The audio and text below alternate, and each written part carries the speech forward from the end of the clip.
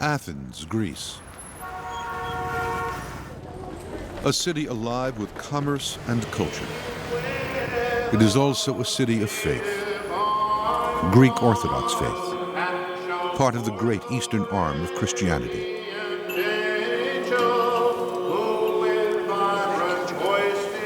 But there was another world here once, of which only tantalizing fragments remain. Those who reach back through time, both above ground and below, are in search of a world that was equally alive and equally devout, the world of the ancient Greeks. It still speaks to us today through one of its legacies, Greek mythology. It was populated by many gods and goddesses, each with certain powers in the world, and each with a story of their own. For tens of thousands of years, predating biblical times, accounts of the gods and their doings were passed down by storytellers. It is extremely hard, but one tries to fantasize of what was it like in those days. I think favorite stories of gods must have been, thinking back, what did the child think and was impressed about was, how did Zeus give birth to Athena from a headache? Apollo, who was a very wild young man, who then developed into being the god of order, of music, of art. Poseidon, who would create storms when he was angry. Athena, who was the protector of our capital city and was in favor of peace. Presiding over all was Zeus, god of the sky, god of thunder. Zeus is a sky god, and you're in the domain of Zeus when you're out there in nature.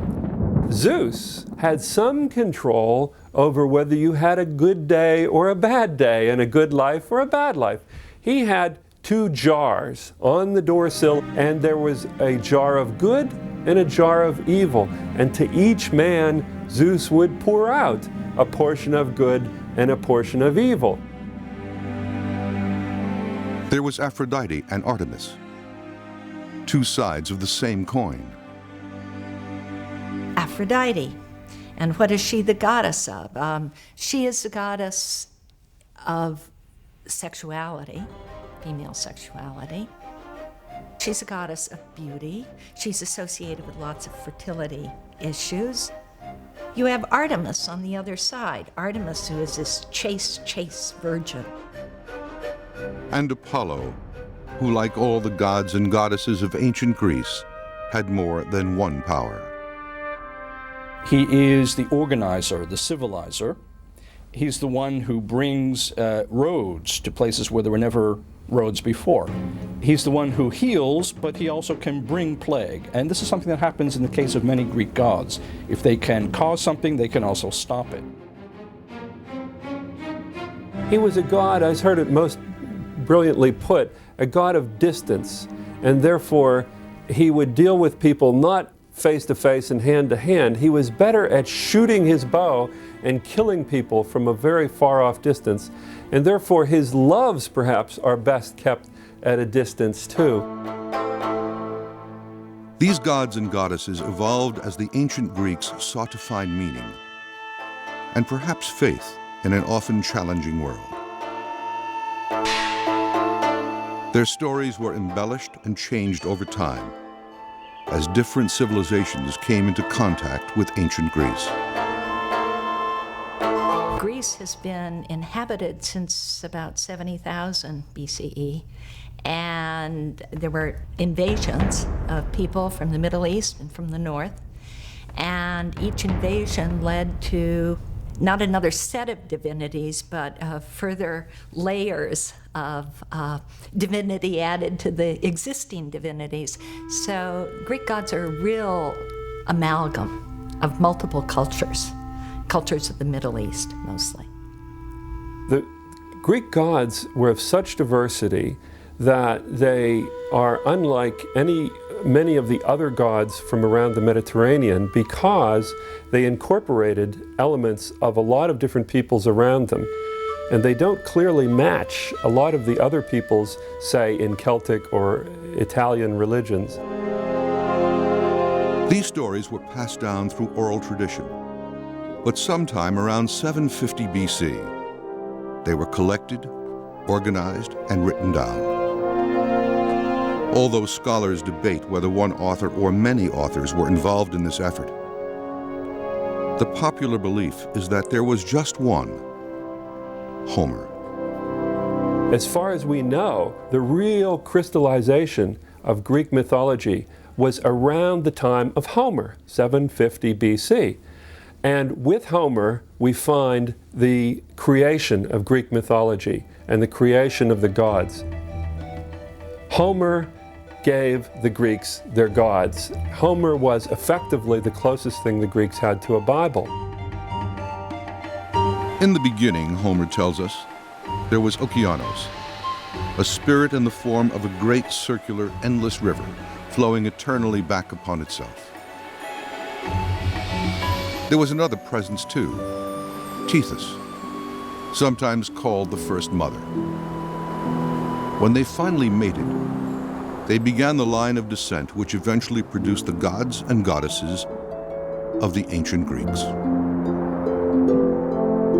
Some 50 years after Homer, the poet Hesiod composes the Theogony, in which he too describes the creation of the gods. But according to Hesiod, the world began differently. First, there was a supernatural presence called chaos, by which Hesiod means emptiness, not disorder. Once upon a time, there was chaos. And after chaos, there was a goddess called Gaia, Earth. And Gaia slept with, married, mated Uranos, heavens. Uranos, however, did not want children. He felt threatened by them and kept them from being born. Gaia conspires with Kronos, one of her unborn children, who castrates his father, presumably from within his mother's womb. Uranos' severed genitals fall into the sea, from which a surprising entity emerges, Aphrodite, goddess of love. These stories make up what is known as Greek mythology, derived from the Greek word mythos. It implies something untrue. But for the ancient Greeks, these stories were a matter of faith. They helped explain how and why the world works as it does. Interestingly, love and war, or violence and sex, are deeply connected in Greek mythology, and not only in Greek mythology, but in a number of mythologies. Why are these two things deeply connected? I think that the ancient peoples, and certainly the Greeks, felt that deeply passionate feelings were somehow connected in the human mind and in the human emotions. That is, great desires and great fears or great hatreds were somehow linked. In this way, the stories and characters of Greek mythology had real-life application. Hesiod's creation story goes on to tell how Kronos frees his brothers and sisters from Gaia's womb. These beings would be known as the Titans, born only after their father has been castrated. The theme of conflict between father and son continues, as Kronos himself now kills his own children. Kronos married Rhea. Every time Rhea gave birth, he'd swallow the children.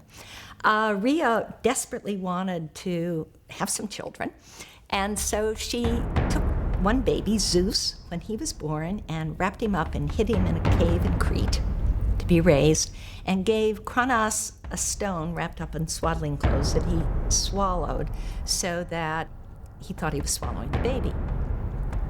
Well, Zeus grew up, came, attacked his father, and all the children emerged.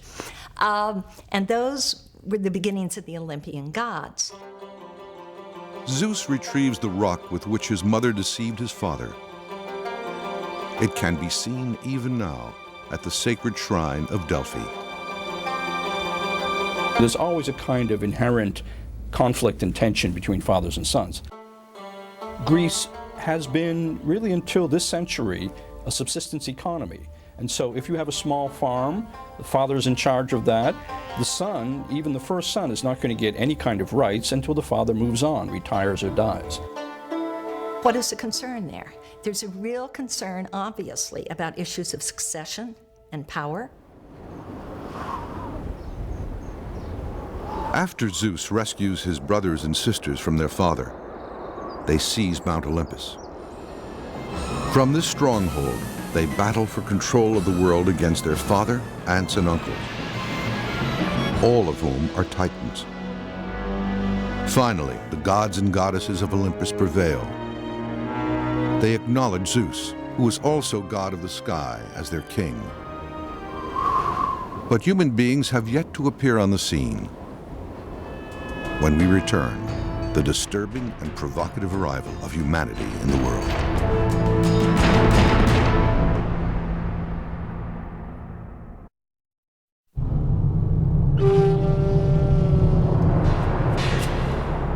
The story of creation in Greek mythology goes on in Hesiod's telling.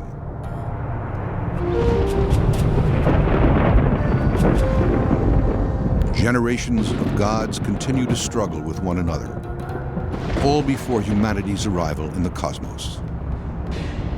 I think it says something very interesting about a culture, whether it considers its formative moments to be ones of conflict or ones of sort of unifying.